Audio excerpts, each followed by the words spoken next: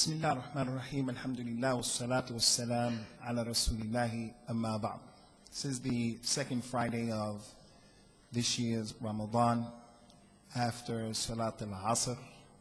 Between al-Asr and al-Maghrib, many of the ulama of Islam were of the opinion that the hour in which the dua of the slave is answered is between this time. So I encourage you brothers, inshallah, and advise you all to make a lot of dua. Friday is the day that the Muslim also engages himself in the recitation of the Quran, especially Surah Al-Kahf. Some of us began in Ramadan and we said to ourselves, I'm going to do more in the month of Ramadan, and one of the things I would do more of is I'll read Surah Al-Kahf in each Ramadan. So each Friday. Last Friday is past. Now we still have the time, inshallah, to read Surah Al-Kahf and the virtues of that. But what we want to talk about, inshallah, today is an ibadah that many people have forgotten from our ummah, and this ibadah is very closely related and connected to Ramadan. No one is in any doubt that the Quran and fasting is together because of what's been mentioned in the Quran and what's been mentioned in the authentic Sunnah. The Quran and fasting are two ibadahs that are together to be done in the month of Ramadan. شهر رمضان الذي أنزل فيه القرآن هدى للناس وبينات من الهدى والفرقان فمن شهد منكم الشهر فليصمه. The month of Ramadan is the month that the Quran was revealed in as a huda and as something that makes clear to people the issues that they need to know. So whoever is present at home during that time, let him fast. So because the Quran was revealed in the month of Ramadan, it was chosen as the month of fasting because Ramadan is the month of the Quran. Not only the Quran, but it's the month of all of the books that Allah Ta'ala has revealed.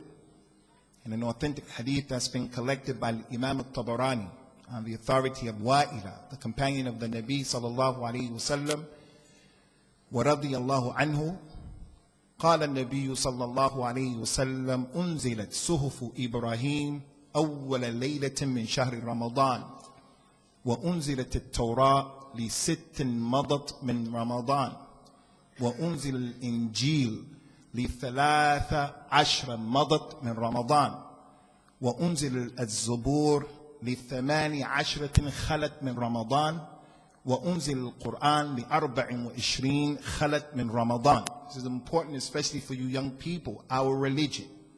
Allah Azza wa Jal mentioned, or the Nabi mentioned in that hadith, as Sahih, that the suhuf that was given to Ibrahim, the book that Ibrahim had, those pages, they were revealed to him after 6 days passed in the month of Ramadan. The Torah was given to Musa or Ibrahim was given his book on the first night of Ramadan. And Musa was given the Torah after 6 days passed in Ramadan. Isa was given the Injil after 13 days passed from Ramadan. The Zubur that was given to Dawood was revealed to him after 18 days passed from Ramadan. And the Quran was revealed after 24 days passed in Ramadan. This is one of the strong proofs that the ulama of Islam used to show that the 25th is Laylatul Qadr. Because the Nabi says, sallallahu alayhi wa sallam, in this hadith, that the Quran was revealed after 24 days passed. But there are other dalil that show the Quran could have been revealed on the 21st, 23rd, 27th, and the 29th. It seems like the 27th is the strongest. And Imam al-Shafi'i said, it could be that Laylatul Qadr, every year it changes. So the Nabi told the people, look for Laylatul Qadr in the last odd nights of the last 10 days. The point here is, the Quran, the Torah, the Injil, the Suhuf of Ibrahim, the Zabur, all revealed in this month, the month of fasting. Fasting and the Quran, revelation go together. The Nabi told us, sallallahu alayhi wa sallam, as-siyamu wal-Qur'anu yashfi'ani lil-'abdi yawm al-qiyamati. يقول الصيام ربي إني منعت الطعام والشهوة بالنهار فشفعني فيه ويقول القرآن ربي إني منعته النوم بالليل فشفعني فيه. The Quran and Siyam, both of them will come Yawm al-Qiyamah and they will intercede on behalf of the slave. The Siyam will say, oh my Lord, I stopped him from eating during the day, and I just stopped him from his shahwa with his wife during the day. So let me intercede on his behalf, because he obeyed that. He could go home right now and do something crazy. He can eat, he can drink, he can do something crazy. But he didn't because of Sawm. So the Sawm will come and intercede on his behalf. The Quran will come and say, oh my Lord, I prevented him from going to sleep during the night. So cause me to be an intercessor for him. And that's from the virtues of At-Thahabi. We get home from Green Lane, 1 o'clock, 1:30. If it wasn't for Ramadan, most of us would be in bed already. Some of us, we combine between al-Maghrib and Isha during these days because of the lateness of Salat al-Isha. We go to bed early, but it's because of Ramadan and fasting that we stay up. So, the Quran and Siyam are together in that hadith. The Nabi told the people, sallallahu alaihi wasallam, "Man sama Ramadana imanan wa ihtisaban, ghufira lahu ma taqaddama min dhanbihi."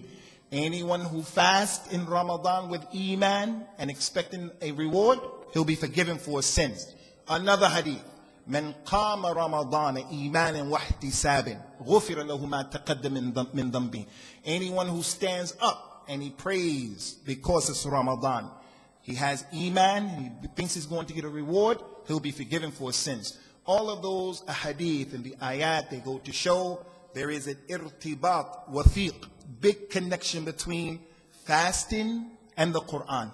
If you're fasting and you didn't read the Quran more, something's wrong with your fast in Ramadan. If you're fasting Ramadan and you didn't hear the Quran more, something is wrong with your fast, Ya Abdullah, with this week that has passed. We have to fast more because it's Ramadan, and we have to read the Quran and hear the Quran and pay attention to the Quran. That's the sunnah of the Nabi sallallahu alaihi wasallam. But there is another ibadah that's connected to Ramadan. Many people have forgotten. This ummah has forgotten this ibadah. Many people from this ummah. And that is the ibadah of al-Jihad fi sabilillah. Al-Jihad is a kalima, a word Muslims are even afraid of. When they hear it, some people get up and leave the masjid. I don't want to be caught there when that word is mentioned. Al-Jihad. What's the connection between al-Jihad? And I'm not talking about jihad, not eating food. You make jihad the nafs in terms of making yourself read the Quran. I'm not talking about that jihad. I'm talking about al-Jihad where we're having al-Qital fi sabilillah. Al-Jihad is connected to Ramadan. It's an ibadah connected to Ramadan. Allah Ta'ala decreed that the greatest battle known to mankind transpired happened in the month of Ramadan, and that's the battle of Badr. Why do we wait till the 17th to celebrate Badr, and then that's when we talk about Badr? The Nabi said about this jihad, sallallahu alaihi wasallam, "Man mata wa lam yaghzu wa lam yuhaddith nafsuhu bil ghazwi mata ala shu'batin min nifaq." Anyone who dies and he never made jihad, nor did he encourage himself to make jihad. Oh, if there's an opportunity to make jihad and the door's open, I'm going. He never even said that. He lived, he died, didn't make jihad, nor did he encourage himself, and he died like that. He would die on a branch of hypocrisy, because a Muslim man is an individual who realizes he has to be ready to defend his honor, has to be ready to defend his wife and children, has to be ready to defend his money that he worked hard for and his property, has to be ready to defend the most important of all of those issues, and that is his religion. He lives in the life and he doesn't think, how, when, and where will I be able to defend my religion? And jihad is connected to the month of Ramadan.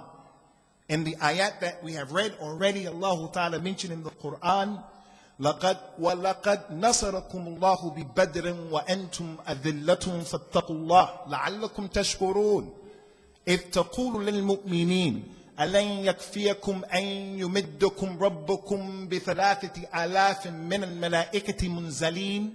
Verily Allah has helped you, Muslims, radiyallahu anhum. Allah has helped you at the battle of Badr when you people were weak, lowly, and oppressed, and you were few in numbers.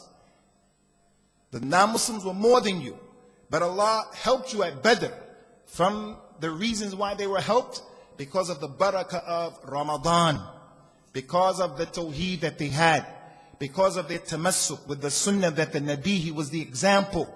He was the one who told the people, sallallahu alayhi wa sallam, ju'ila rizqi tahta dhil rumhi. My sustenance, the food that I make, my salary, the money that I eat, I dress, it comes as a result. My rizq, it comes as a result of the shade of my spear. Not that he killed people and forced them to come into Islam. Not that he killed people innocently. Not that he blew up people innocently. But he went out to spread this religion, and there were people who opposed him. And he brought them under. He brought them under. And then when he brought them under his power, he took their property. That was his risk, the 10th that was given to him by Allah from the jihad. So the companions, they saw that. They practiced that. They were upon his sunnah. And as a result of that, Allah helped them at Badr. How did Allah help them? Allah helped them in this ayah by sending down a number of malaika. In this ayah, they mentioned 3,000. They came down and they helped those few companions. After the war of Badr, Jibril came to the Nabi sallallahu alayhi wasallam and said, Ya Muhammad, what's your opinion and what do you think about those Muslims who participated and fought with you in the war of Badr? Abu Bakr and Umar and Ali and Zayd ibn Harith and Bilal and the rest of them. What's your opinion about those companions who were with you? The Nabi says, sallallahu alayhi wasallam, they're the best of this ummah. They're the best of this ummah.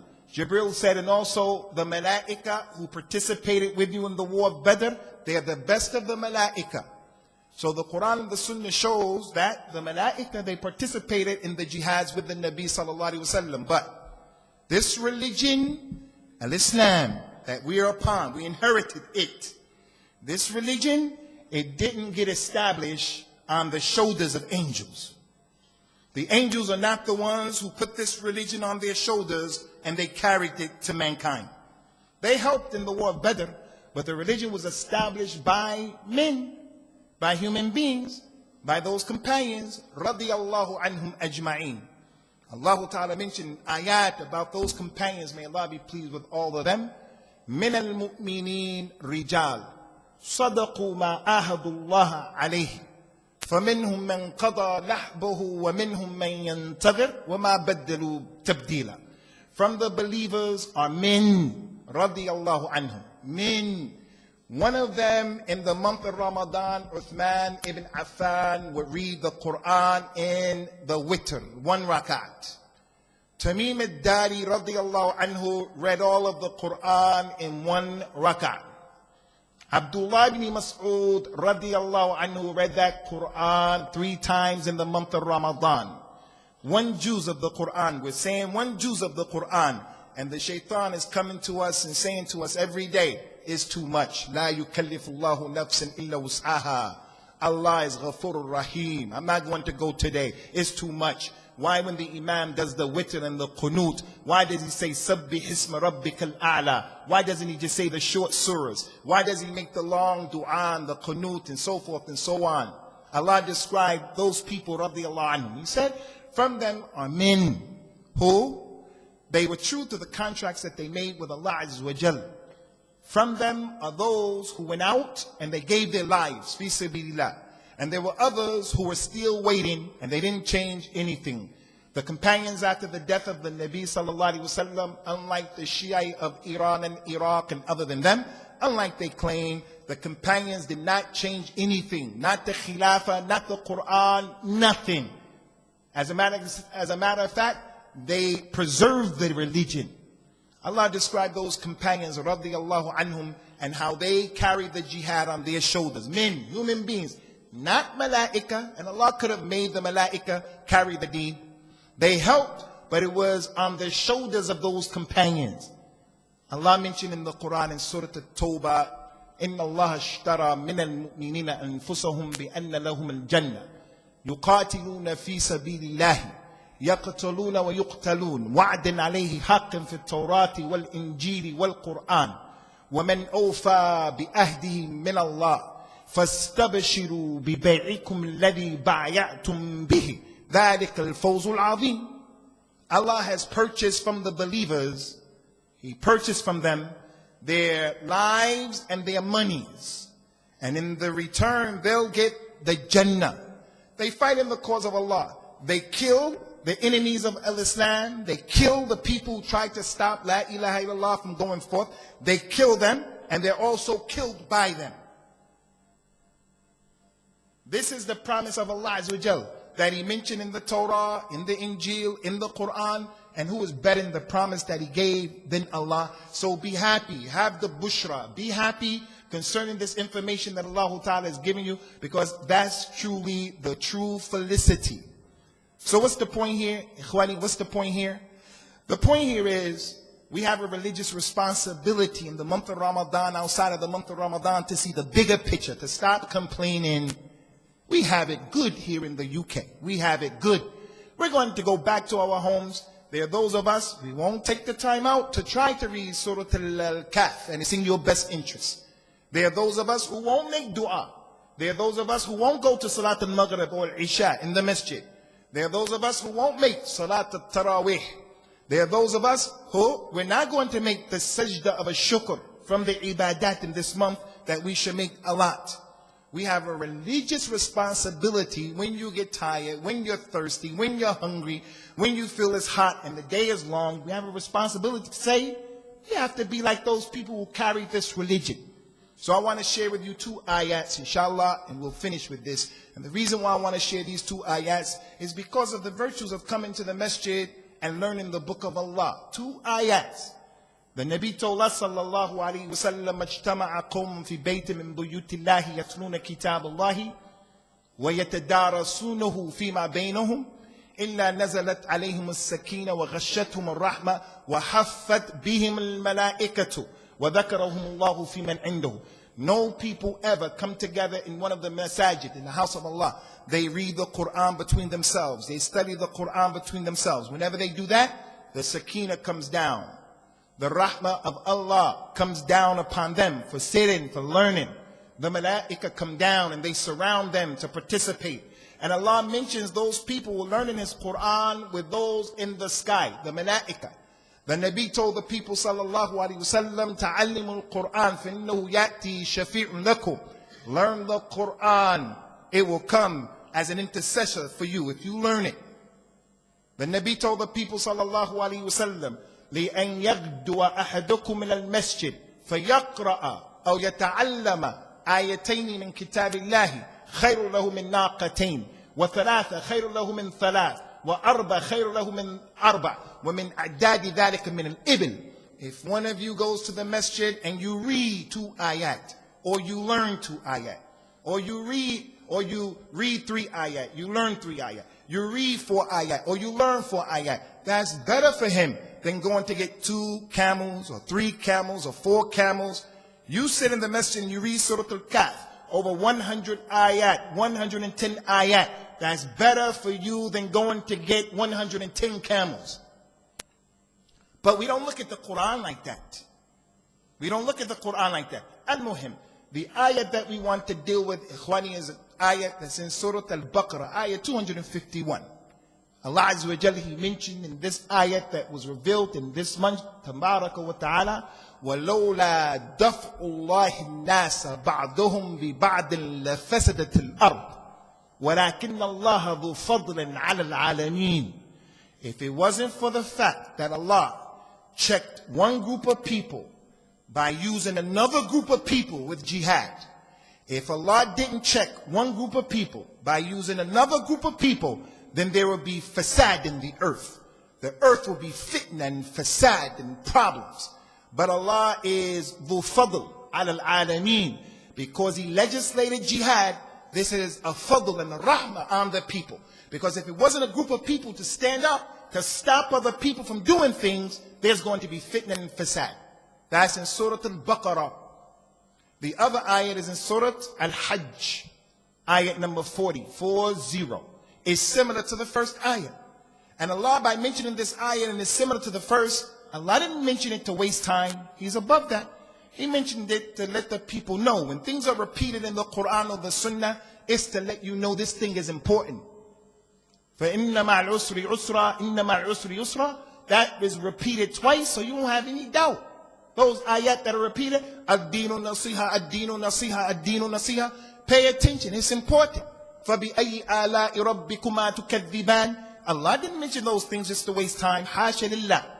The second ayah from Surah Al-Hajj, Allah Azza wa Jal, He mentioned, وَلَوْلَا دَفْعُ اللَّهِ النَّاسَ بَعْضُهُمْ بِبَعْضٍ لَهُدِّمَتْ صَوَامِعُ وَبَيْعٌ وَصَلَوَاتٌ وَمَسَاجِدُ يُذْكُرُ فِيهَا اسْمُ اللَّهِ كَثِيرًا. If it wasn't for a group of people, that Allah repelled one group of people with another group of people, if that didn't happen, then many of the monasteries, many of the synagogues, many of the churches, many of the masjids in which the name of Allah is being mentioned in them, they will be torn down, they will be destroyed. They will be torn down and they will be destroyed. So what's the point here? What's the point here? In Burma right now, in Burma, if there were a group of Muslims protecting the Burmese people, the Muslims there, then the other people, those Buddhists, wouldn't be killing them. Bi-idhnillah. In Palestine, why are the Jews, the Zionists, killing the Palestinians like that? Because no one is getting in the way to say or to do anything. In Syria, they're being killed because no one's going to get involved. In Kashmir, no one's getting involved. America gets involved where it has some benefit. It has some petrodollars there, has some money, something that they're going to do, they'll get involved. It's not about democracy, it's just about their own personal benefit. But the point is, the principle is, if it wasn't for a group of one people, then there's going to be fitna and fasad. And that's the rahmah of Allah Ta'ala, that He would legislate al-Jihad to stop people from oppressing other people. So now, every night in Ramadan, across the globe, in our Masjid Green Lane, the Imam says a dua every night. Allahumma la tusallitu alayna bidhunubina man la yarhamna. Every night, oh Allah, don't cause a group of people who don't have any rahmah on us because of our sins. Don't put over us people who won't have rahmah upon us. And we say Ameen, Ameen, Ameen every night. Every night. The Zionist Jews, they have no rahmah on the Palestinians. No rahmah. Those Buddhists in Burma have no rahmah. The Hindus have no rahmah on the Muslims in Kashmir. No rahmah. We're saying Ameen, Ameen, year in and year out, year in and year out. And one of the reasons for that, Ikhwani, is because after Salatul Taraweeh, we go home and we do everything that's against the religion. During the course of the day, we do a lot of things that are against the religion, so the dua is not accepted. Today is Friday. The Olympics are going to start today. The Olympics. Today is the opening ceremony. Today, the opening ceremony. They spent 30 million pounds for the opening ceremony. 30 million pounds. Burmese Muslims, they can use that money. Somalis who are in camps in Kenya, they can use that money. Kashmir people can use that money. Palestinians can use that just for the opening ceremony. This is not preparation and coming, the preparations before, during all of these days. If a Muslim is watching the Olympics, he's watching the Olympics, Usain Bolt running without any clothes on, tight spandex, he's watching people swim, the women play volleyball, whatever the case is. The Olympics is shirkum billah. Greek people came up with these Olympics. It's built upon Hercules, myths, kufr, shirk. The Muslim of Tawheed, the person of Ahlul Hadith, the person of Ahlul Sunnah, person of a Salafiyah, the Muslim, he doesn't allow himself to stoop so low to watch and waste time in the month of Ramadan on that nonsense. The women going to run the 100-meter race, and it's a lot of excitement, People are going to sit there and watch those ladies run with no clothes on, and then in the end of the night, Allahumma la tusallitu alayna bidhunubina. La, that's not the fast of al-Islam. The fast of al-Islam, Ikhwani, is as-salat. The fast of al-Islam is as-siyam. The fast of al-Islam is al-jihad fi sabilillah. Now, I'm not telling anyone here, go get a gun and go to Burma. I'm not definitely telling anybody here to go get on an airplane and blow up the Burmese airlines. I'm not saying that to anyone. But what I am saying to you is to utilize your dua, your real dua. After we get home, we have an hour and a half, inshallah, before Fajr. That hour and a half is the last third of the night. We're already up. We're just standing up, especially on the weekend. We're going to stay up anyway. Take that time and utilize that time, even if you don't pray, to make dua to Allah Azza wa Jal. Doing that hour, like the Imam, he makes that dua. Oh Allah, a'izz al-Islam wal-Muslimin. Give power to Islam and the Muslims and destroy the enemies of the religion. Make that dua with sincerity at the last third of the night. Pay them back with what they gave us. Pay them back with what they gave us. The slaps and the murder and all that stuff that they gave us. So the last point that we want to make to you, brothers, concerning this particular issue is, every year we're going to hear the same ayat, we're going to hear the same hadith. Nothing changes. The thing that has to change, though, is people managing their time a little bit better, people raising their game, their ibadah a little bit better, a little bit more.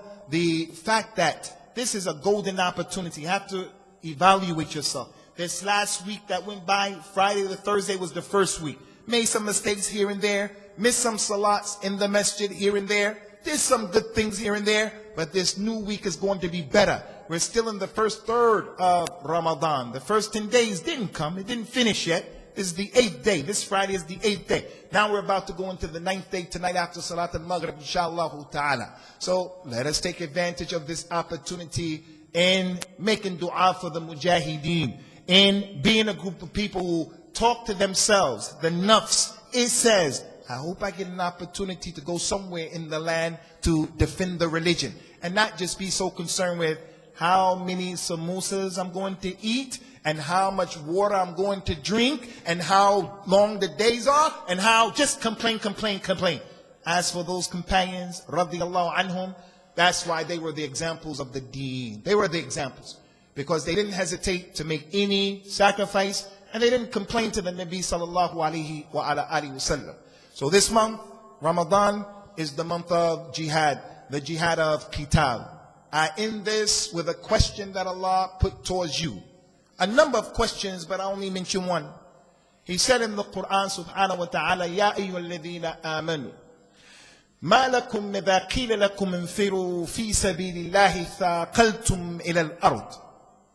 أرضيتم بالحياة الدنيا على الآخرة وما متاع الحياة الدنيا في الآخرة إلا قليل إلا تنفروا يعذبكم عذابا أليما ويستبدل قوما غيركم ولا تضروه شيئا والله على كل شيء قدير. Oh you who believe, oh you who believe.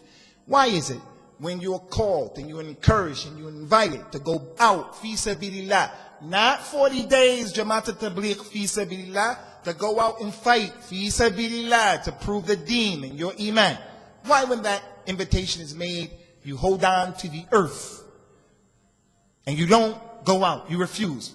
Have you chosen the hayat of the dunya over the hereafter?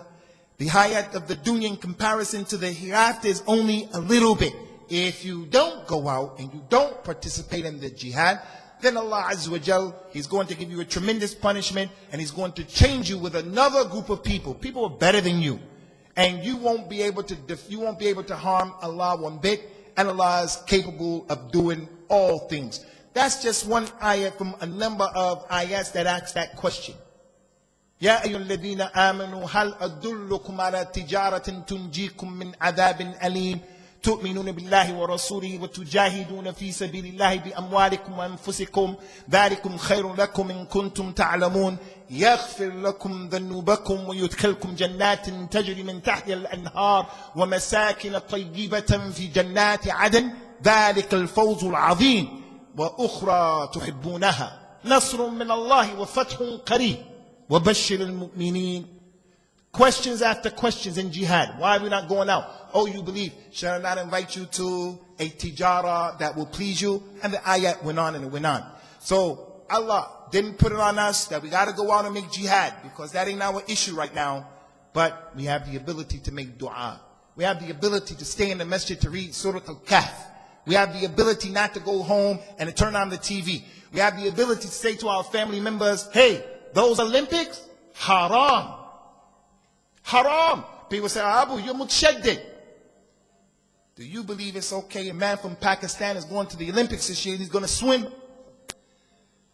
He's going to swim the 100 meters. And if he wins, what are we going to say? Allahu Akbar. The Somali man from London, Mo Farah, he's one of the best runners in the world. He's going to run. If he wins, he makes sajda. What are we going to say? Allahu Akbar.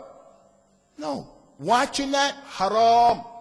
The Muslim lady, for years, Saudi Arabia, they didn't allow women to participate in the Olympics at all. It was in their qanun. Never allowed it. This year, the first woman is going to participate. Why? Because the whole world put pressure on Saudi Arabia and said, where's the democracy? Where's the women's liberation? Where's the equality? So they buckled under the pressure. So this year, the lady is going to participate. That's the condition of al-Islam. I don't single out and mention Saudi Arabia to bring them down. That's just an example. If you're not politically correct today, you're going to have problems. Our religion is changing. These little kids, when they grow up, inshallah, we don't know what's the complexion of their Islam. What is it going to look like? What is it going to look like, their Islam? Because you can't even mention words now in al-Islam. You can't even mention, how does al-Islam distinguish and make differences between the man and the woman? And so many other issues. So although we're not going to make that type of jihad, we have to make dua for those Syrian brothers who are making jihad and defending their land, their property, their honor from the kafir hakim who's there. We have to make dua to Allah Ta'ala for our brothers who are in the other parts of the Muslim world, like in Libya. How have the Muslims forgotten Libya? Right now there's fitna and fold and fasad in Libya, in Iraq, all over the place. So let us make dua and remember, Ramadan is the month of jihad. It's not the month of sleep. It's not the month of complaining. This is the month of the Fathun Qareeb from Allah Ta'ala, provided that people are treading the path of the Nabi sallallahu alayhi wa ala alihi wasallam and his companions radiyallahu anhum ajma'een. Subhanak Allahumma wa bihamdika wa ashhadu an la ilaha illa ant astaghfiruka wa atubu ilayk. Wassalamu alaikum wa rahmatullahi wa barakatuh.